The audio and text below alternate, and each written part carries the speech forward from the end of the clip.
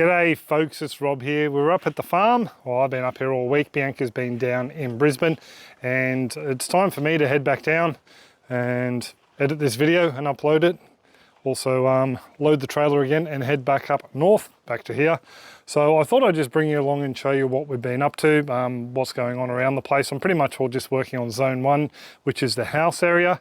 I had a few little bits and pieces go on over the last day or so. So yeah, I just thought I'd bring you folks up to date. Jack, you being nice to the chickens. Jack's being very nice to the chickens. Likes to follow them around because every now and then they leave presents for him.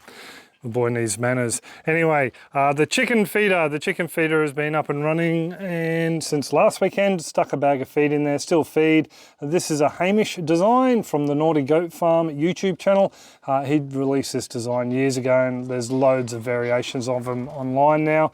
As you can see, it's a bit of PVC pipe, and there's only a very small slit down the back there that grain can fall through, or mash. And yeah, the chickens can have at it, and the guinea fowl. And no mice can actually get through, or rats. No, Jack, not for you. And we have just some little basic water containers around the place for the chookies, just so they can get some water into them, because when we came up here on key swap over day, there was no water anywhere for the girls. So we've got little buckets all around the place now. I haven't done anything to the chook pen. They're still free roaming. We don't seem to have a predator problem, knock on wood. There's a fence post, knock on wood, at this point in time. I think it's because there are so many blooming guinea fowl and they are so loud.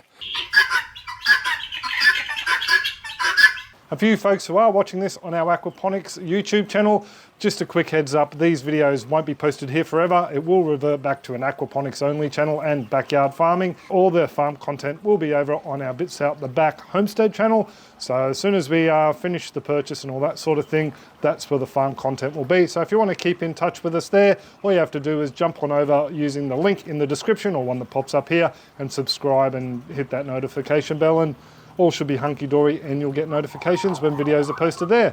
Yes, magpies, they will. So anyway, that's enough of me yabbering on. Back to the main video. This zone here, basically zone 2, hasn't been touched at all. And I've been concentrating primarily on the house. So just a bit of an update. I did a couple of social media posts. We did end up getting a 5x8 cage trailer, and it also has a animal crate insert, so we can transport animals in them, only up to probably around about 400 or 500 kilos with the weight of the trailer and the crate. And we ended up picking up a second-hand BT50 2015 model, and I left the door open, and those chickens like to go inside the house. Oops. Yeah, so all this was financed through the home loan because we had a sizable deposit. So we were able to pick up these things, and we pretty much will, yeah, tractorless for a little while because a few things need to be fixed up first. One of the first things that needs to be fixed up happened last night. We had our first rain, and the old owner's little system didn't hold up too well to the rain. Basically, the wire that was holding up this section here snapped under the weight, and before I could come out and do anything, it just fell, basically smashed on the ground. One of the big issues I found with it is it had a first flow diverter. Basically, the water was coming in. Which way was it coming in? It was coming in this way, so from the house, and then running down there into this flow diverter. And what that's supposed to do is catch all the leaves and twigs and bird poop and that sort of thing, so it settles down there, the water slowly fills up, and then clean water runs through. And it does have a very small hole in the bottom that has a split pin stuck in there. Now the idea, the ones that I've seen, they basically have a 1/8 hole in the bottom. The reason for the hole in the bottom is basically after the rain event is over, any water that is trapped in here can drip out and you don't have a mozzie issue, and then you supposedly come along, unscrew this and empty out all the debris. The debris hadn't been emptied out for quite some time. It was absolutely chockers with some very foul anaerobic smelling stuff, probably up to about there. And yeah, I actually had to tap it out the top, because without my little strap clamp, I couldn't actually get that bottom bit off. So yes, I should by rights be repairing this straight away, but I'm not going to. I'm going to wait a little while because we're not supposed to get rain for a while. And if we do, I'm just going to let it fall down there and then just run away. A lot of people will be screaming on their sides of the screen at the moment, but yeah, we're basically supposedly in drought. We've got to trust the powers that be. And even though we had a small shower for about 4 or 5 minutes last night, was heavy for about 60 seconds. I don't think we're going to get any rain coming. There is also rain being caught off that shed there and being delivered in there, so no great big drama. I did get up there and I'm not too happy about the state of the top of the tank because it's full of guinea fowl poop and leaves and twigs and bits and pieces because the guinea fowls roost in this tree at night. And as you can see by just all the poop on the ground here, so yeah, not a lot over the top of the tank, but enough that there's a few droppings up there. So I really need to clean that off. Not going to happen until I get a new water pipe in there and then sealed, and then I'll make sure all the other seals are hunky-dory, and then I'll clean the top off because I really don't want bird poop in my drinking water. Speaking of which, we are getting that tested. We're actually not drinking it at the moment. We're showering in it and washing things up in it. But yeah, we're not drinking it as of yet. The old owners did, but it's just one of those things. I've known of people who have bought properties, been told the water's fine, and then had water tests and all sorts of bad stuff has been found in the water. You know, not good for us delicate city folks and our poor little bellies. So something we will be having done, and we will be putting some sort of filtration device on at least the drinking water in the house end. Another thing I've done is start to bring up some bits and pieces. Brought up the 2 archery targets and also some shelves and bits and pieces. I actually forgot the screws for them last time, brought them up this time. And yeah, we've put them together. I've got 2 big banks of library card benches. I've turned into workbenches, so I've just brought the drawers up here for now just to make it lighter, and yeah, just stacking them there. I haven't done anything in here as of yet. I was planning on sweeping this place out and organising a few bits and pieces this trip, but a few things in the house have just taken my time at the moment. Yeah, the whippersnapper came up and did a bit of cleaning up around the house. As I said, we're concentrating on zone 1 to begin with, which is the house, so we can move in. First off, I decided to clear off all those paving area. Had a load of grass growing through the bricks and also over the top of it. First job was to clear that back. And one of the big issues you will spot if you know anything about houses, Australia and termites, is that our weatherboards go right the way down to the ground. Normally you have at least a 75mm or 3-inch gap, which is a visual barrier on the slab between the soil and the house. And it's not the previous owner's issue.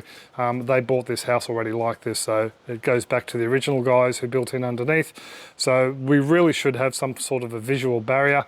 It actually was eaten out by termites originally. There's photos online, old real estates, of that frame being eaten out, and that's how the previous owners purchased the place, and then they repaired all the termite damage. So yeah, not good having weatherboards and bits and pieces down on the ground.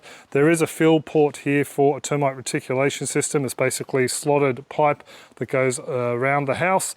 It did have Termidor in it apparently to begin with, and then it's been replaced with a pyrethrum based one. Termidor they take back to the nest and kills them. The pyrethrum one just creates a barrier that they shall not pass. So yeah, that's pretty much all what's there at the moment, and you can see where it goes down here under these pavers. So I cleaned up all around the edges, tried to get most of the stuff back that I could, more around this side here. Had to clean up a fair bit of stuff. It was growing all over the pavers at the front here, probably around about, you can see over there, about 2 inches, 50mm thick. And then that was just all, almost just the top of the timber was showing there, and that was it. So I thought I'd clean it up, make Bianca nice and happy that she can see the ground everywhere. Around the side here, we have the reticulation where it was cut in, comes around here and then ends there, because I have a feeling that was put in before the recent owners closed in this area here. This used to be an external staircase, and the house front door was up there, and this was all open. Previous owners before the last ones built it in, And then the last owners decided to put in a nice set of stairs rather than the external ones that were in there, and the external ones were moved around the other side of the house. But unfortunately, they didn't upkeep around this side. We had soil right up against the weatherboards there. I had soil up to the glass window there, over the bottom of the weatherboards. You can see where it was sitting. So I dug down about 50 mil, just so we do have a little bit of a visual line between there and the house. And as we're getting the termite guy out again, we might even get the whole reticulation system checked up and make sure it's okay, and if need be, actually get another one put in. It's money we've accounted for when we made our offer on the house. We were hoping to get a bit of a discount on the price, but such is. Hot water system, water, just pretty much all tidied up all around here. And thanks to that little thing, you'll be seeing more videos from up here. Just tidied up the back stairs. We'll go upstairs, Jack. We'll show everyone upstairs. So these stairs were the old stairs that went up to the kitchen, which was the front door, now being moved on to the deck. And yes, I have been trying to capture the local wildlife. As you can see, there's a green bit there. So this is part of the field for the grey water, where it just leaches out through some channels under the ground there. So it's staying green, and as a result we get wallabies come through. A few people have given suggestions as to what sort of wallabies, but just with that grainy footage from these little wise cams, I'm not 100% sure what sort of wallabies they are. I did catch some in the torchlight the other night without my glasses on, so I know they're tiny, some of them, and some of them, so there's babies, and they are a smaller wallaby than what I was used to seeing down in New South Wales as a kid. I've got a couple of them set up, just pointing down onto the green spots to see what we can find. Now to the kitchen. Last weekend when we first turned up, we walked upstairs, a mouse ran in front of Bianca's feet, down there, around the corner, and down into a little hole there. And yeah, so that's actually been gap sealed.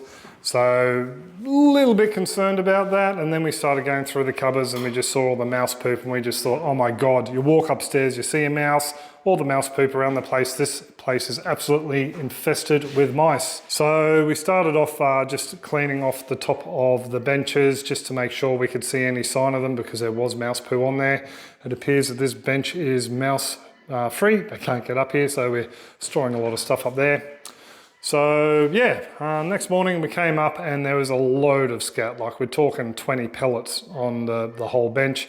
So I'm thinking all the other scat, seeing a mouse, we were inundated with mice.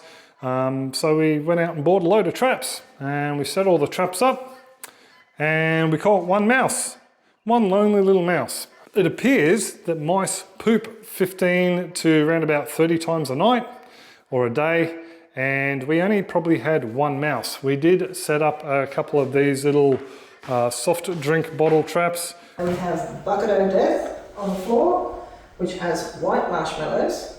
Yes. And then we have, what did you call it? Buckinator. Buckinator with the pink marshmallows.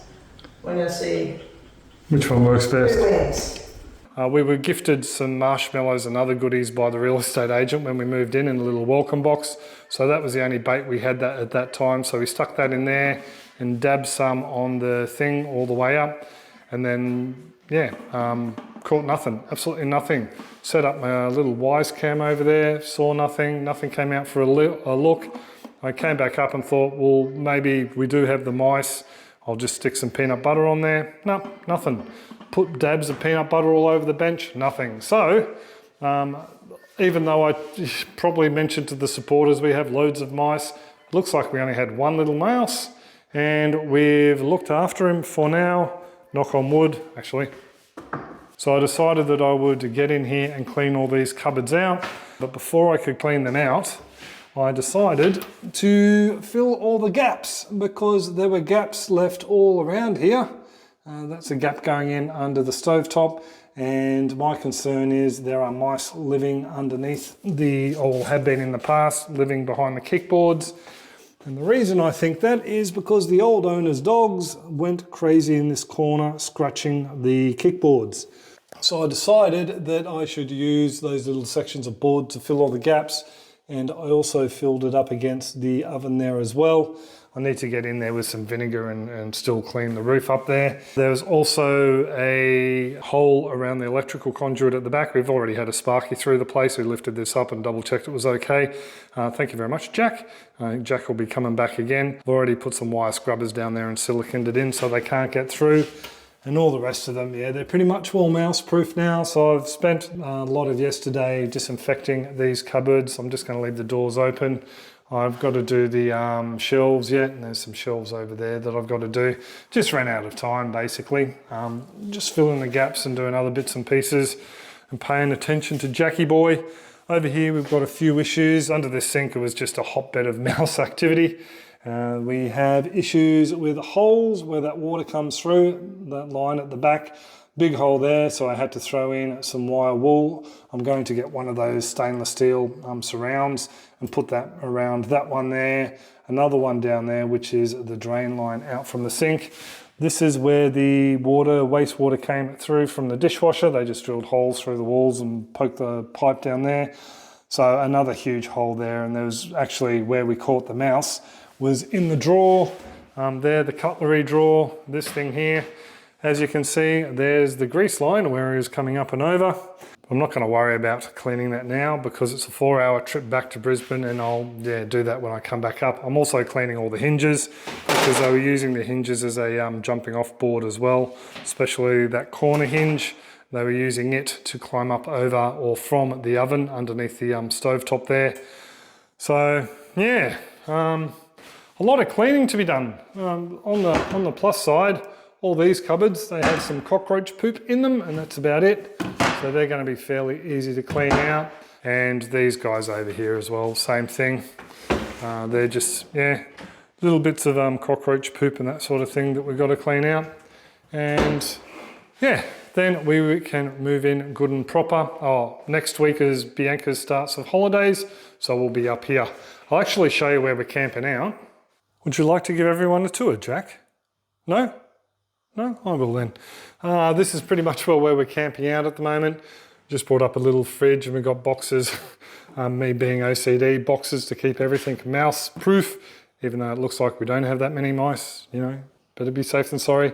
So we've got Jackie's treats up there, some cleaning stuff.